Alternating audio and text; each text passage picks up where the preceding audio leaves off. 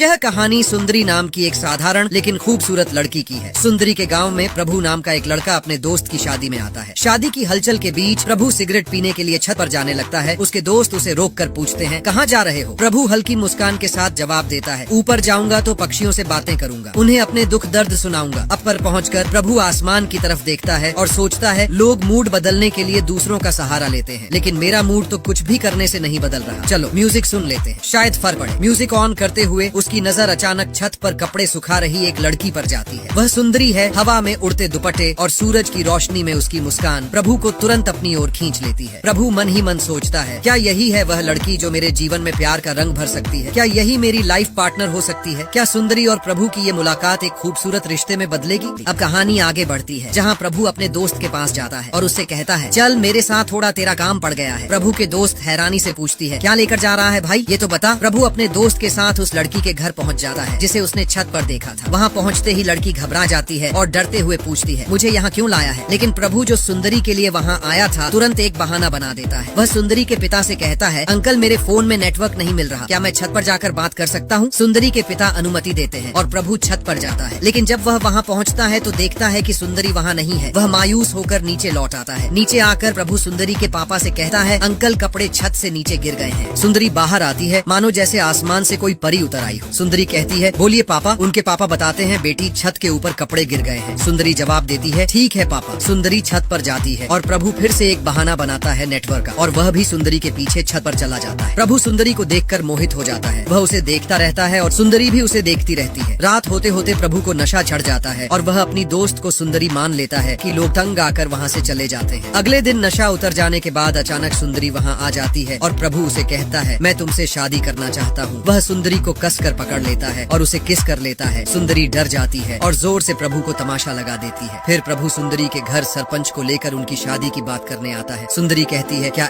मेरे लिए शराब और सिगरेट छोड़ दोगे? प्रभु कसम खाता है, शादी के बाद छोड़ दूंगा। फिर दोनों की शादी हो जाती है और सुंदरी हमेशा के लिए गाँव छोड़कर शहर में चली जाती है। शादी के बाद जब दोनों शहर पहुँचे तो सुंदरी बड़े घर को देखकर हैरान रह जाती है। इतना बड़ा आपका घर है? वह कहती है। और तभी सुंदरी की पहली रात आती। सुंदरी घबराई हुई थी, उसे नहीं पता था कि आगे क्या होगा। जब प्रभु ने उसे छुआ तो वह घबराकर वहाँ से खड़ी हो जाती है और दूर भाग जाती है। प्रभु उसे मनाने की कोशिश करता है लेकिन बात नहीं बनती। अगले दिन जब प्रभु घर पर लौटे हैं तो वह देखते हैं कि सुंदरी घर पर नहीं है। वह उसे ढूंढने के लिए बाहर निकलते हैं और बड़ी मुश्किल से उसे एक बड़ी बिल्डिंग की छत पर बैठे हुए पाते हैं। प्रभु कहते हैं, क्या हुआ सुंदरी? वह जवाब देती है, मुझे घर छोड़ दो। प्रभु उसे मनाते हैं और उसे घर वापस ले आते हैं, लेकिन ऑफिस जाने के कारण प्रभु सुंदरी को अनीता के घर छोड़कर जाते हैं। वह उसे कहते हैं, मैं शाम तक घर वापस आ जाऊंगा। अनीता समझ जाती है कि प्रभु और सुंदरी के बीच कुछ हुआ नहीं है। अनीता सुंदरी से कहती है, शादी के बाद पहली रात क्यों होती है? औरत का चरित्र बहुत महत्वपूर्ण होता है। सुंदरी को अनीता की बातें गहरे से समझ में आती हैं और वह अपने जीवन को एक नए दृष्टिकोण से देखती है। रात के समय जब प्रभु घर लौटते हैं तो सुंदरी मुस्कान के साथ दरवाजा खोलती है और प्रभु को लगता है कि सुंदरी अब समझ गई है। प्रभु कहते हैं, सुंदरी को मेरे लिए कॉफी बना दो। सुंदरी कहती है, आप नहा कर आइए, मैं कॉफी बना देती हूँ। कुछ देर बाद नीचे रहने वाले रितेश कुछ सामान लेने आते हैं। प्रभु उन्हें बताते हैं कि ये हमारे नीचे वाले फ्लैट में रहते हैं। रितेश घूरकर सुंदरी को देखते हैं और प्रभु से कहते हैं, क्या लाए हो यार, आसमान की परी जैसी है। सुंदरी प्रभु को देखती है। फिर दोनों टीवी देखने जाते हैं और टीवी पर कुछ ऐसा सीन आता है जिससे सुंदरी चुप हो जाती है। प्रभु कहते हैं, जब कोई नहीं था तो मैं ये सब देख लेता था। सुंदरी जवाब देती है, अब तो आपकी शादी भी हो चुकी है, आपको इन सब की क्या जरूरत है? इसके बाद दोनों की गाड़ी पटरी से चढ़ जाती है और वे रुकने का नाम नहीं लेते। लेकिन आगे क्या होता है? क्या सुंदरी की तकलीफें बढ़ेंगी? यह सवाल अभी भी अनसुलझे हैं और आने वाली कड़ियों में हम देखेंगे कि क्या होता है, क्योंकि बहुत जल्द आपको इस कहानी का और भी दिलचस्प मोड़ देखने को मिलेगा। प्रभु को उनकी कंपनी में बेस्ट एम्प्लॉय का अवार्ड मिलता है और स्टाफ पार्टी की मांग होती है। प्रभु फोन करके सुंदरी से कहते हैं, मुझे बेस्ट एम्प्लॉय का अवार्ड मिला है, क्या आज मैं अपने दोस्तों को पार्टी दे सकता हूँ? सुंदरी जवाब देती है, कोई बात नहीं। फिर सुंदरी चिकन खरीदने के लिए बाजार जाती है, लेकिन वहाँ वह सोच में खो जाती है। तभी रितेश आता है और उसे अपने साथ जाने के लिए बोलता है। रितेश उनका पीछा नहीं छोड़ता। रात में प्रभु के स्टाफ वाले उनके घर आते हैं और पार्टी करते हैं। सुंदरी खाना लेकर आती है, लेकिन कंपनी के HR उन्हें बुरी नजरों से देखता है। HR प्रभु से कहता है, तेरी बीवी को मेरे साथ मौज करने के लिए बोल। प्रभु गुस्से में आकर HR पर चिल्लाते हैं। अगले दिन रोमांटिक मूड में प्रभु कहते हैं, सुंदरी मैंने तुम्हें परेशान किया ना? सुंदरी कहती है, नहीं आपने मुझे परेशान नहीं किया। फिर प्रभु ऑफिस के लिए निकल जाते हैं, लेकिन बाद में रितेश उनके घर आता है। सुंदरी काम कर रही होती है और रितेश उन्हें दूसरी नजरों से देखता है। रात में जब प्रभु ऑफिस से लौटते हैं तो सुंदरी उनसे पूछती है, क्या कोई परेशानी है? प्रभु कहते हैं, जॉब चली गई, छोटी सी बात के लिए मुझे निकाल दिया। सुंदरी अनीता के घर जाती है, लेकिन अनीता बाहर गई गई हुई होती है और सुंदरी टिफिन लौटाने के लिए आती है। उसी दौरान अनीता के पति उन्हें पीछे से पकड़ लेते हैं क्योंकि उन्हें लगता है कि वह अनीता है। डर के मारे सुंदरी वहाँ से भाग जाती है। उसी समय अनीता घर वापस आती है और सुंदरी उन्हें बताती है कि वह टिफिन लौटाने आई थी। शर्मिंदगी के मारे सुंदरी घर चली जाती है और रोने लगती है। वह अपने गले को पानी से साफ करती है, लेकिन उस समय उनका दिल भारी हो जाता है। अगले दिन जब प्रभु सुंदरी के सामने शराब पीते हैं तो सुंदरी हैरान हो जाती है और कहती है, क्या आप शराब पी रहे हैं? वह मायूस हो जाती है। फिर प्रभु कई कंपनियों में नौकरी के लिए जाते हैं, लेकिन उन्हें कोई नौकरी नहीं मिलती। इसके बाद वह एक रेस्टोरेंट में जाते हैं और वहाँ किसी से सुनते हैं कि बिना कुंडली मिलाए शादी नहीं करनी चाहिए। ये सुनकर प्रभु घर आकर जोर से गुस्से में तमाशा कर देते हैं। वह सुंदरी से कहते हैं, मैंने बेवजह तुमसे शादी कर ली, बिना पंडित से पूछे, बिना कुंडली मिलाए। सुंदरी चुपचाप सब सहन करती है और रोने लगती है। फिर अफसोस करती है कि क्या यह सही था। ऐसा होता है कि सुंदरी उनके पिताजी से फोन पर सारी बात साझा करती है। कुंडली न मिलने की वजह से सब हुआ। पिताजी सलाह देते हैं कि सुंदरी ज्योतिष के पास जाए। ज्योतिष कुंडली देकर बताता है कि मंगल दोष है। समाधान पूछने पर वह ऐसा सुझाव देता है जिससे सुंदरी डर जाती है और वहाँ से तुरंत चली जाती है। रास्ते में वह खुद को कोसते हुए रोने लगती है। अंजलि से मुलाकात होती है और वह बताती है कि प्रभु ने शादी से पहले आत्महत्या की कोशिश की थी। ये सुनकर सुंदरी गहरी सोच में पड़ जाती है। प्रभु आर्थिक तंगी के चलते घर का सामान बेचने लगते हैं। सुंदरी कारण पूछती है तो प्रभु कहते हैं कि अब सब बेचना पड़ेगा, यहाँ तक कि तुम्हारा गले का मंगलसूत्र भी। मदद के लिए सुंदरी अपने पिताजी से फोन पर बात करती है और पैसों की जरूरत बताती है, लेकिन पिताजी मदद करने से मना कर देते हैं। सुंदरी बीते हुए पलों को याद कर अकेली बैठकर सोचने लगती है। इस बीच उसकी माँ ने जो पैसे दिए थे उन पैसों से सुंदरी एक नई ड्रेस खरीद लेती है।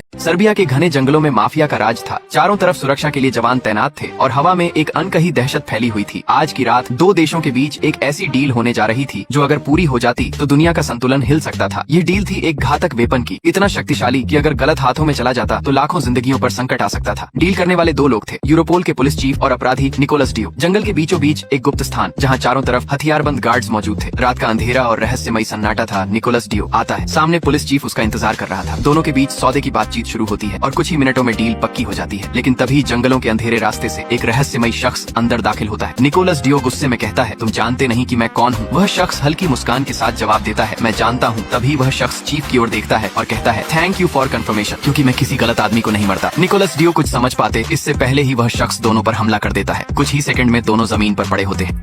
चारों तरफ गोलियों की आवाज गूंज उठती है। सिक्योरिटी अलर्ट हो जाती है। जवान इधर उधर दौड़ने लगते हैं, लेकिन वह रहस्यमयी शख्स जो अभी अभी दोनों को खत्म करके निकला था, जंगल के संकरे रास्तों से भागता हुआ एक पुल तक पहुंचता है, लेकिन वहां भी उसे घेर लिया जाता है। दोनों तरफ से सशस्त्र गार्ड्स और ऊपर से हेलीकॉप्टर मी अंडोरा रहे थे। उसकी आंखों में डर नहीं था। वह बस मुस्कुराया और धीरे धीरे कहा, जब तक तुम्हारे अंदर जीतने का विश्वास है तब तक तुम्हें कोई नहीं हरा सकता। अंतिम दांव जैसे ही गार्ड्स ने उसे पकड़ने के लिए बंदूकें तानी, वह फुर्ती से पुल से नीचे उछल गया। सीधे नदी के तेज बहाव में आसमान में हेलीकॉप्टर उस पर फायरिंग करते हैं, लेकिन वह आदमी गायब हो चुका था। रिपोर्ट सर, खबर मिली है जंगल में प्राइवेट आर्मी और एक अनजान शख्स के बीच घमासान लड़ाई हुई है। उस लड़ाई में यूरोपोल सुब्रामनियम की मौत हो गई है, लेकिन वह वहाँ क्यों गया था ये पता नहीं चला। वेपन कैमरे की फुटेज से ये जाने की कोशिश की जा रही है ये शख्स कौन था। कि कहते हैं फुटेज रिवाइंड करो, चीते की तरह दौड़ता है, बिल्कुल इसका फाइटिंग स्टाइल देखो, आर्मी की तरह लड़ता है। ये कोई आतंकवादी नहीं है, ये हम में से ही कोई एक है। इसकी फोटो इसके एज ग्रुप में सेंड करो, पता करो ये कौन है। फुटेज सेंड होते ही सबकी जुबान पर एक ही नाम था, एके को ढूंढने के लिए सारे मिलिट्री ऑफिसर्स प्लान बनाते हैं। चीफ उस बुक को सर्च करने के लिए बोलते हैं और कहते हैं हम 12वें पेज पर पहुंचने से पहले ही अपने टारगेट तक पहुंच जाते हैं। तभी उसका दोस्त आर्यन आ जाता है और कहता है 12वें पेज तक जाने की जरूरत नहीं, ये दूसरे पेज पर देखो, यह है field commander mister Ajay Kumar. यह जिसे ढूंढना चाहे ढूंढता है, जिसे मारना चाहे ढूंढ कर मारता है। इसे अगर आप ढूंढना चाहे तो जब तक यह नहीं चाहेगा तब तक आप इसे ढूंढ नहीं सकते। चीते जैसी फुर्तीन रखने वाला एक 6 महीने पहले एक मिशन में हमें लगा अजय मारा गया। आर्यन उसे ढूंढने की जिम्मेदारी अपने हाथ में लेने की बात करता है। तब चीफ कहते हैं तुम उसके बहुत अच्छे दोस्त रह चुके हो, तो ये काम तुम कर पाओगे। तो वह कहता है यस सर, उसने यूरोपोल के चीफ को मारकर जो गद्दारी की है मैं उसे नहीं छोड़ूंगा। एक ऐसा व्यक्ति था जो दोस्तों का हमदर्द और दुश्मनों का काल। एक और आर्यन दो जिस्म एक जान थे। काउंटर स्क्वाड टेररिस्ट में दोनों की दोस्ती की मिसालें दी जाती थी। इन पांचों ने मिलकर ऐसे ऐसे मिशन कंप्लीट किए थे जो कोई नहीं कर सकता था। एक जिसे दुनिया की कोई भी गन चलाने में महारत हासिल थी। एक की शख्सियत एक कंप्यूटर गेम की तरह थी जिसे वह सोते जागते कभी भी खेल सकता था।